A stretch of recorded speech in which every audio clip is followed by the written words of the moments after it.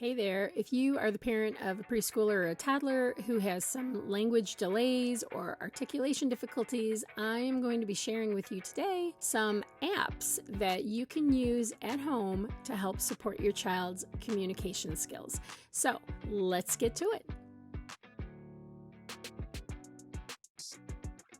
All right, it's so good to see you and to be back after being off for a couple of weeks. It has been a heck of a time around the Mentor Mom household. We have had flooded basements twice, cars breaking down, and a tornado doing roof damage and all sorts of stuff in our neighborhood. So we're all okay. Everything's fine.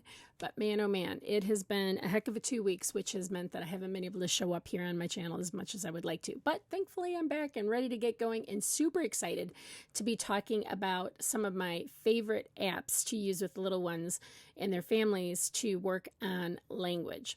Before I get into that, though, there are a couple of things that I need to say about using apps and technology with young kids. If you've been a follower of mine for a while, you know that I am not really a fan of screen time for little ones. I would always prefer to see parents doing interactive play with their little ones and not using screens. Screens are passive learning. Children need to learn about dialogue. Back and forth. We can't get that from a screen. No matter how much we want to say, we can from Dora and Miss Rachel and all that kind of stuff. It's not the same as interacting with a person. I only use apps very infrequently with some of the young kiddos. A lot of times I'm using it as a therapist to try to kind of gauge their ability to name pictures or their sound production. But these apps can be used by you as a parent, but the key is that you need to be there doing it with them. It isn't something where you hand them the tablet and let them take off with it. You need to be interacting with them for them to really have the learning and for these to be useful in helping move their communication forward. So I want you to think about it like reading a book.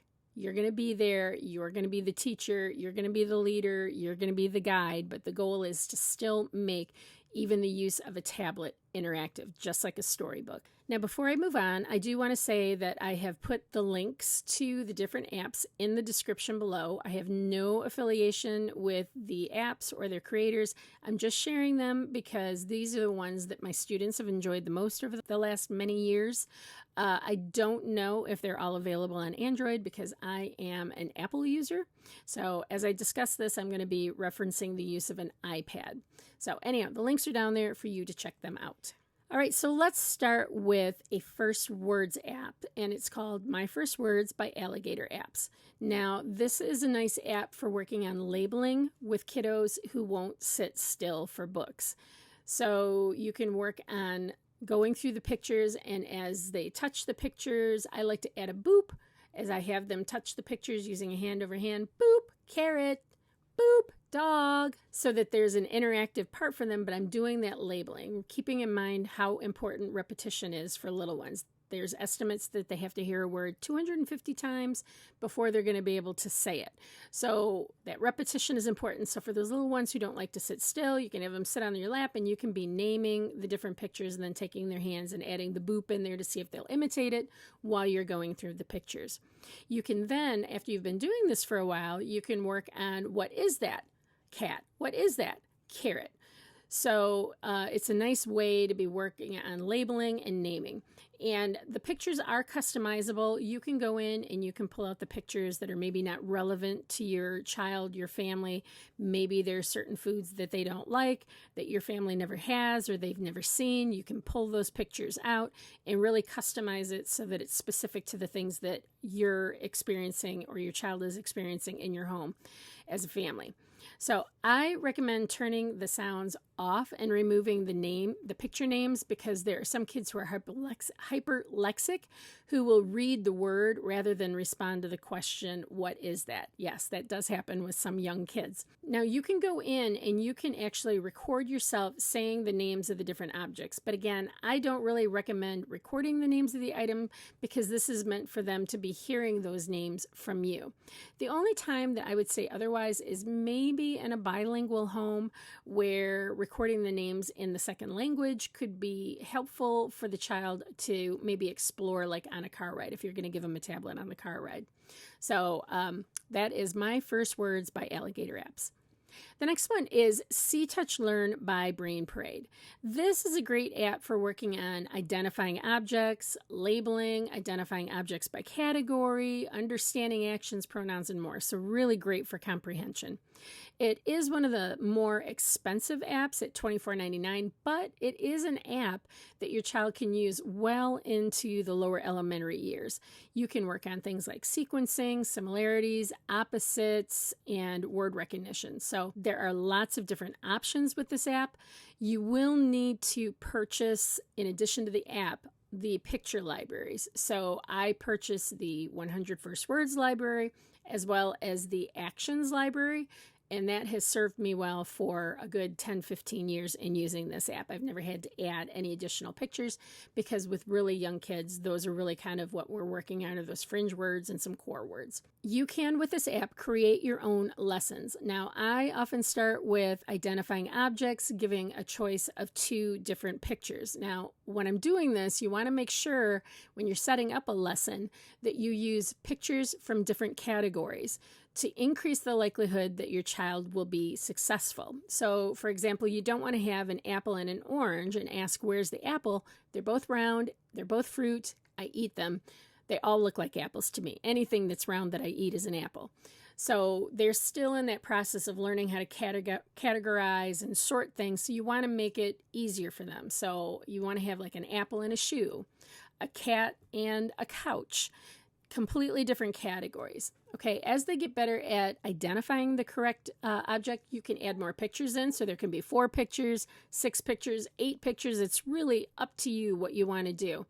And then from there, if they're getting really good at identifying those pictures and then naming those pictures, you can make it more difficult by maybe putting all of the things from one category there. So we're going to have a knife, a spoon, and a fork and see if they can identify the spoon, the fork, and the knife, or all farm animals. So it's really, really nice that you can use this to continue to make it more complex for your child as they learn and they grow.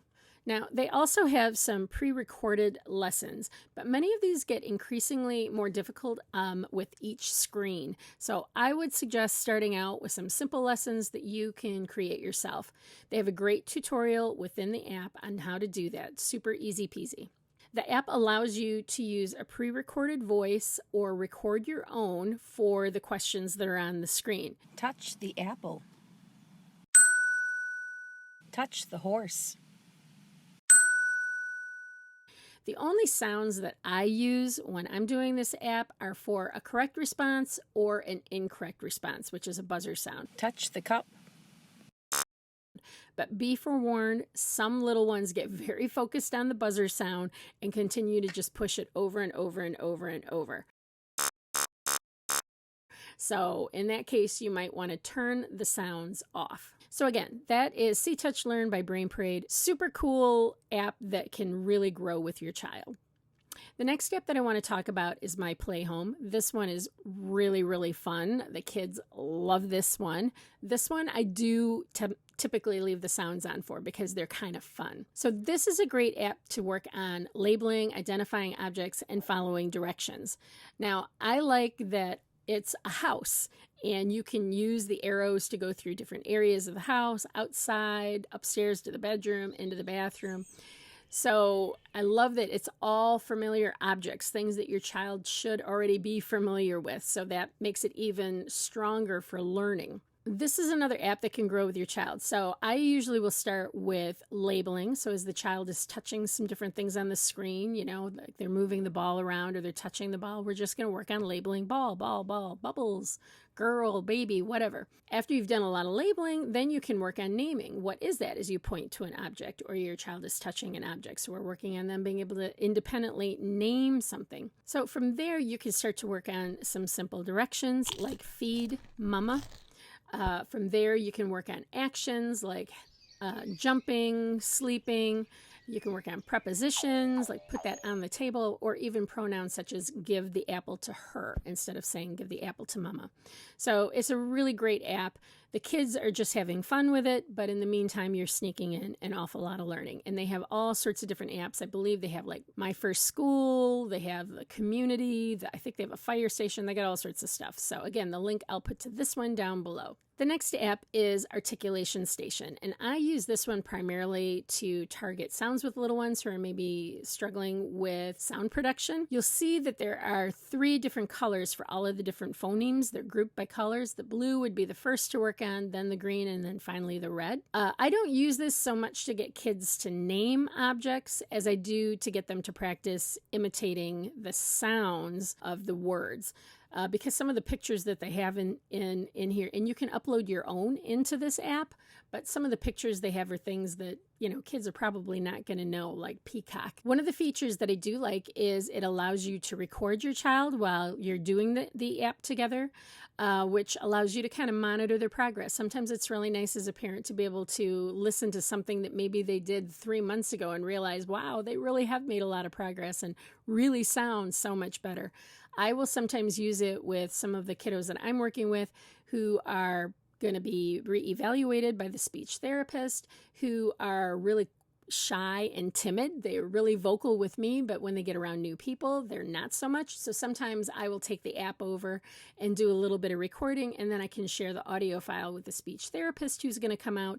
And then that way, if the child does not respond well during the evaluation, decides to kind of zip the lips and not talk so much, they at least have some samples of the child's sound production skills. Now you can edit the pictures in this one as well to focus on smaller words or endings, depending on where your child's at with their articulation journey. You can also, instead of using it as flashcards, you can set it up as matching games. I don't get to do that very often with little ones because it's really kind of complex to understand the process behind a matching game, but it is really fun for some of those kids who do pick up on it to do that. They really enjoy playing the matching games. So cool little app, Articulation Station. The last app that I want to share with you is Autism Apps. This is where I find all of the apps that I do use. And again, these are really probably the top apps that I use. I don't use a lot of apps with kids, but all of the ones that I've mentioned in this video, I found in Autism Apps.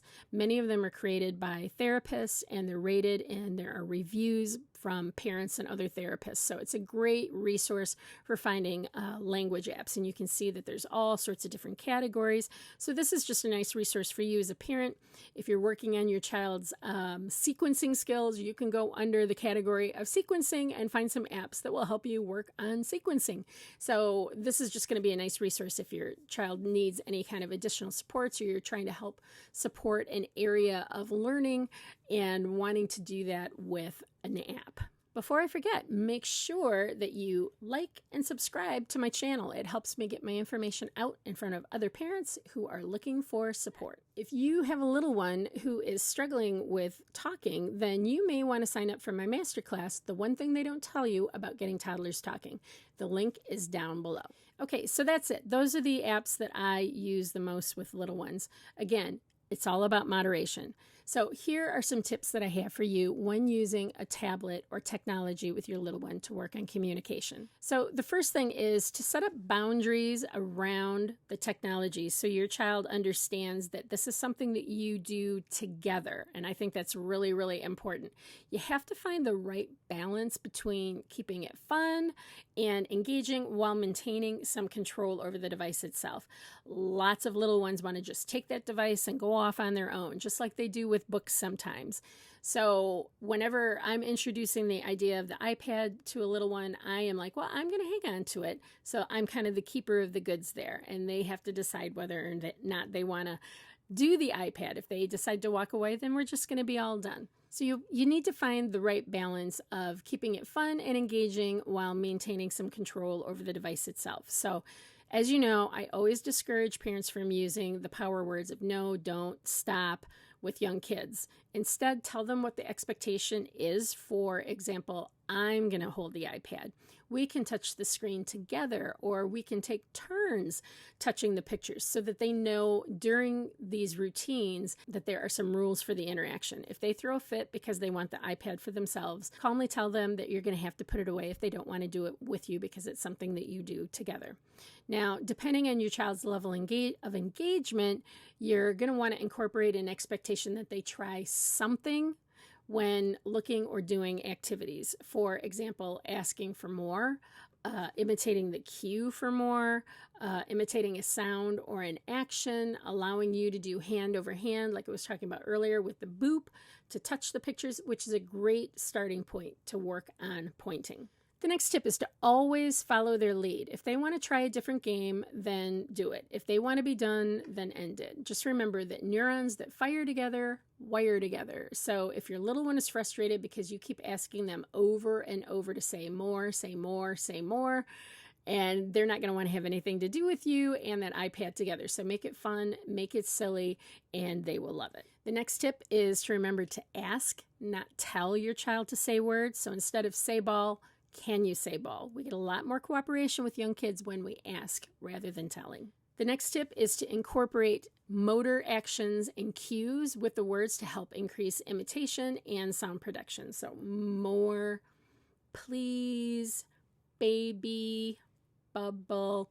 Cues are a great way to help keep kids looking up here at our faces, and they're more likely sometimes to imitate our gestures than in our actions than they are the actual sounds. So make sure that you're using motor actions and cueing during those, and sometimes you have to turn the iPad to get them to look. Can you look at my face? Do you want more? Can you do it more? So that you can be working on that language, and then the minute they do something, they get it right away. Don't make them say more 50 million times before you give it to them again. So to piggyback on that, my next tip is that you can use, for those kids who are highly motivated by playing on the tablet, you can use that as a communication temptation to model or encourage your child to ask for more. So maybe you do a couple of rounds on a game, and then you say, oh, we're going to be all done. And they're like, and you say, oh, did you want more? Can you do it more? And if they'll let you, do hand over hand, and then go ahead and do the game, maybe for another couple of minutes, 5 minutes, or whatever you feel like, and then close it again, say we're going to be all done.